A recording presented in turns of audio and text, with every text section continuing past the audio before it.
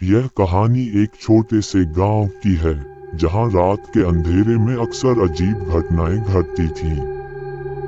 गांव के पास एक पुरानी हवेली खड़ी थी जिसे लोग भूतिया हवेली कहते थे। बहुत सालों से वह हवेली खाली पड़ी थी और गांव के लोग उसे छूने तक से डरते थे।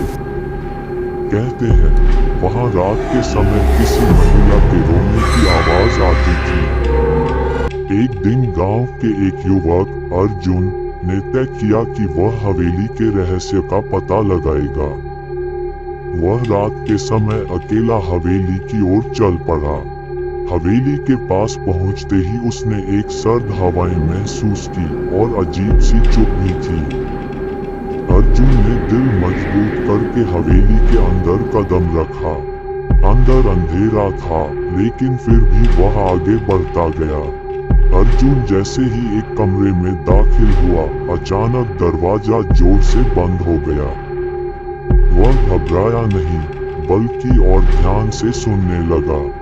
उसे एक धीमी दर्द भरी आवाज सुनाई दी, मुझे छोड़ दो, मुझे छोड़ दो। आवाज उसी कमरे से आ रही थी लेकिन कमरे में कोई नजर नहीं आ रहा था। अर्जुन ने अपनी टॉर्च की रोशनी को उस दिशा में घुमाया तो उसने देखा कि दीवार पर एक महिला का चेहरा उभरा हुआ था। वह चेहरा धीरे धीरे मुस्कुराया और फिर से वही आवाज आई, मुझे छोड़ दो, मुझे छोड़ दो।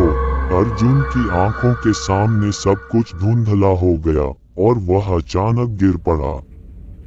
जैसे ही उसकी आंखें बंद हुईं, उसे महसूस हुआ कि किसी ने उसके कंधे को पकड़ लिया था। जब उसने डरते हुए पलटकर देखा तो सामने वही महिला खड़ी थी जिसकी आंखें पूरी तरह काली थीं। उसकी आंखों में अजीब सा दर्द और भयंकर नफरत थी। अर्जुन ने डर के मारे आवाज नहीं निकाली और एक जोर से चीख मारी, मुझे जाने दो। इसके बाद एक तीव्र हवा का झोंका आया और वह बेहोश हो गया।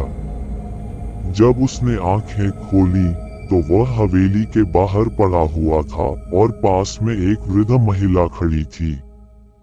वह वृद्ध महिला बोली, तुमने अच्छा किया जो लौट आए। यह हवेली बहुत पहले एक महिला की थी जिसे यहाँ मार दिया गया था।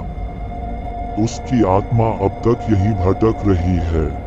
अर्जुन तुरंत गांव लौट आया और फिर कभी उस हवेली के पास नहीं गया। अब तक गांव वाले उसी महिला की कहानी सुनाते हैं लेकिन कोई भी उसकी आत्मा को शांति नहीं दे पाया। हवेली आज भी खड़ी है और रात के समय वहां से वही दर्द भरी आवाजें सुनाई देती हैं।